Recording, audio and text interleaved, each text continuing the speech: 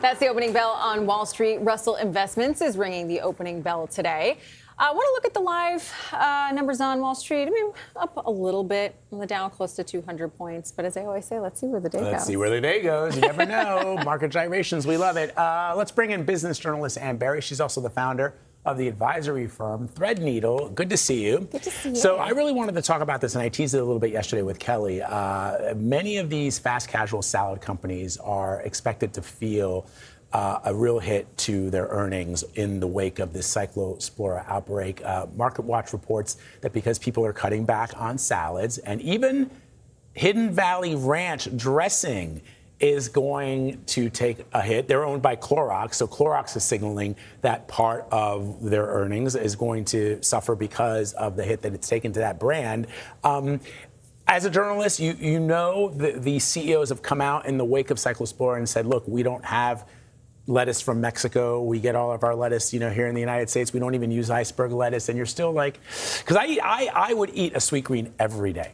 And I haven't gone in ever since the news broke. And so I guess I'm part of the problem. But you, on the other hand, you're at Chipotle, you're eating at Taco Bell, you're like, you're living it up. Right. One stomach flew away from my goal weight, to quote Emily Blunt in The Worst Product. But I mean, what's your take on this? Yeah, it's human nature. You described me as Vlad. You are absolutely part of the problem. You just said it yourself. That's what my mom says, too. As goes lettuce, so go ranch dressing, so goes sweet greens, so goes Chipotle. They even came out and said, look, this is not our problem. This isn't happening. But it is human nature.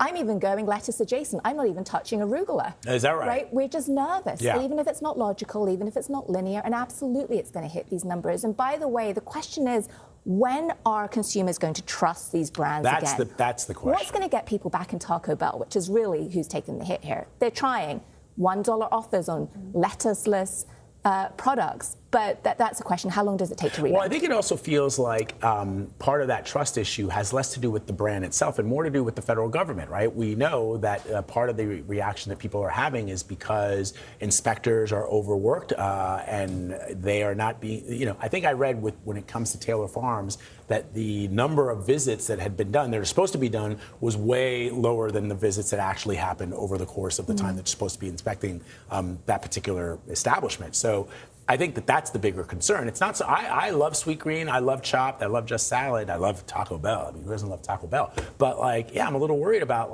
what is happening when it comes to our food supply.